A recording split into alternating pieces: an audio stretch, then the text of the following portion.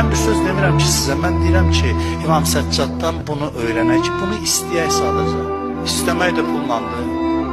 İstəyək bunu sadəcə. Bu özü böyük bir şeydir, biz istəyək. İndiyə qədər yəqin istəmişsiniz, yox indiyə qədər pul istəmişsiniz. Xəstələrimizə şəfa ver, müşküllərimizə həll elə. Bunları da eləyək, bunları da eləyək. Bu dualar da Allahdan istənilməlidir. Amma nə vaxta qədər illər keçsin, bizim istəklərimiz dəyişməsin. Dəyişməsin ki, dəyişməsin. Ramazan ayı ərəfəsidir, mən çox arifanə söz danışmaq əhli deyiləm valla.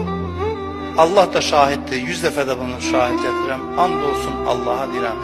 Yəni bunu bu təvazökarlıq kimi qiymətləndirməyim. Mən burada oturanların aşağısından da aşağıyam. Mən bunun etiqadım var, bunu deyirəm.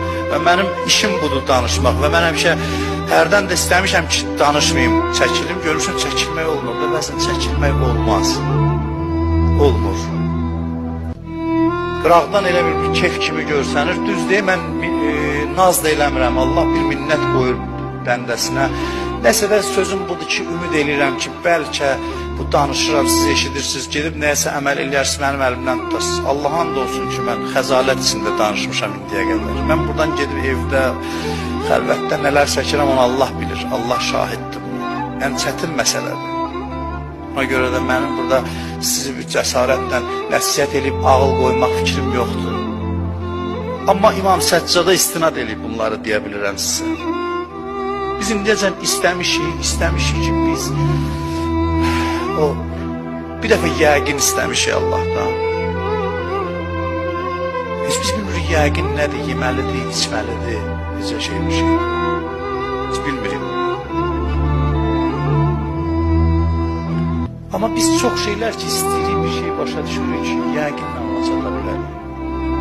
Hamımız istəyirik ləzzətli yaşayaq elə, hamımız istəyirik. Pulu da buna görə istəyirik, maşını da, evi də, hər şey. Hamımız istəyirik ki, aram olaq. Amma kökünü istəmirik. Bütün bunlar yəqin sayəsində mümkün olur.